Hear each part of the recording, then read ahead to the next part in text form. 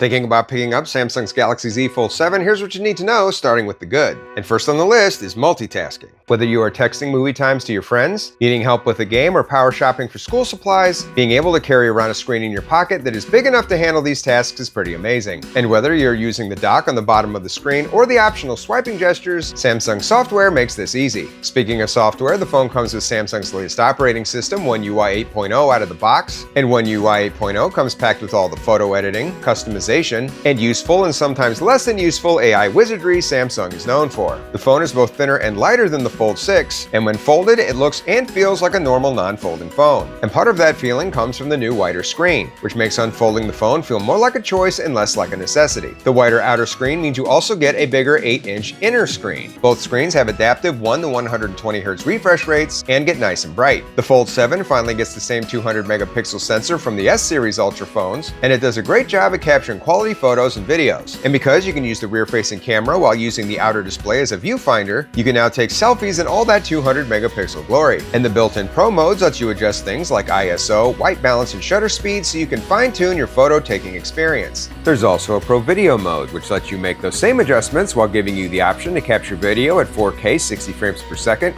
or 8K at 30 frames per second. And for the hardcore, you can also shoot in HDR and log. Haptics are good, and the side-mounted fingerprint sensor works well so long as you have a case with a big enough cutout to easily use it. The bad: neither screen on the Fold benefits from the sweet anti-reflective coating found on Xiaomi's S25 Ultra, and even though the inner screen does get very bright, its high reflectivity can make it hard to see outdoors. Power users may have trouble getting the 4400 mAh battery to the end of the day without top-offs, and the 25-watt charging speeds means those top-offs won't be all that quick. While the primary and ultra-wide cameras are solid, the images and video coming out of the 3x sensor are often lackluster, with anything above the 5x mark often looking mushy, especially in less than ideal light. The stiff hinge makes it practically impossible to open the phone one-handed, and the loss of S Pen support will be a deal-breaking downgrade for some users, which stings even more considering the phone's sphincter-clenching $2,000 starting price point. And the meh. To my eye, the crease isn't that noticeable when the screen is on, but it's definitely still there. The Fold 6 under-display camera has been replaced by a traditional 10-megapixel sensor, and while this does mean you will get improved photo and video quality, you lose the impressive full-screen effect from previous Fold models. And at roughly twice the size of the selfie camera on the S25 Ultra, the cutout on the inner screen is quite large. The phone is powered by the Snapdragon 8 Elite for Galaxy, so performance is great, although perhaps not as great as on phones with the same processor that have more room for a vapor chamber and heat dissipation. The phone has an IP48 rating, so while you can get it wet, you will want to be careful when taking it to the beach. The speakers are decent considering the 7's new skinnier form factor, and due to the enormity of the camera stack, you are probably going to always set the phone face down. So I recommend you definitely get a screen protector or case cover for the outer screen.